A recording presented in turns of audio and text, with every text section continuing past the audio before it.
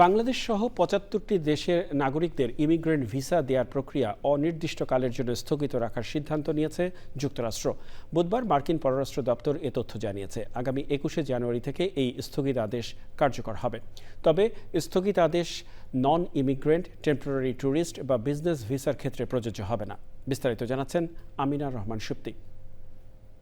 যে কয়টি দেশের ভিসা স্থগিত করা হয়েছে সেই তালিকায় বাংলাদেশও আছে। নথি অনুযায়ী যুক্তরাষ্ট্রে থাকা বাংলাদেশিদের প্রায় ৫৫% পরিবার সরকারি সুবিধা নেয়। 75 কান্ট্রির জন্য ইমিগ্রেশন ভিসা স্থগিত ঘোষণা করা হয়েছে, বাতিল করা হয় নাই। Non immigrant visa, tourist visa, student visa অথবা নন ইমিগ্রেন্ট যে ইনভেস্টমেন্ট ভিসা আছে এগুলা স্থগিত বা বন্ধ করা হয় নাই।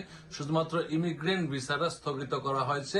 এই যে ইমিগ্রেন্ট ভিসা যে পজ করা হলো, এখানে ডিপার্টমেন্ট অফ স্টেট বলেছে তারা স্পেশাল সিচুয়েশনকে কনসিডার করবে এবং স্পেশাল সিচুয়েশন যদি ডিমান্ড করে এখনো কিন্তু ভিসা দেওয়া হবে। যুক্তরাষ্ট্রের পররাষ্ট্র মন্ত্রণালয়ের মুখপাত্র টমি পিগট বলেছেন, পররাষ্ট্র মন্ত্রণালয় ভিসা দেওয়ার প্রক্রিয়াগুলো নতুন করে খতিয়ে দেখছে।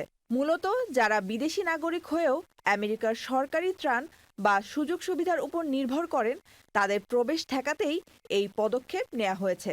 তবে সীমিত ও ব্যতিক্রমী ক্ষেত্রে শর্ত পূরণকারীদের জন্য ছাড় থাকতে পারে।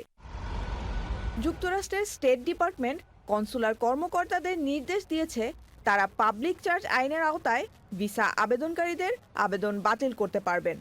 এক্ষেত্রে আবেদনকারীর বয়স, স্বাস্থ্য, আর্থিক সামর্থ্য, ইংরেজি দক্ষতা এবং ভবিষ্যতে সরকারি সহায়তার উপর নির্ভরশীল হওয়ার সম্ভাবনা বিবেচনা করা হবে। Amina Rahman Supti, channel I.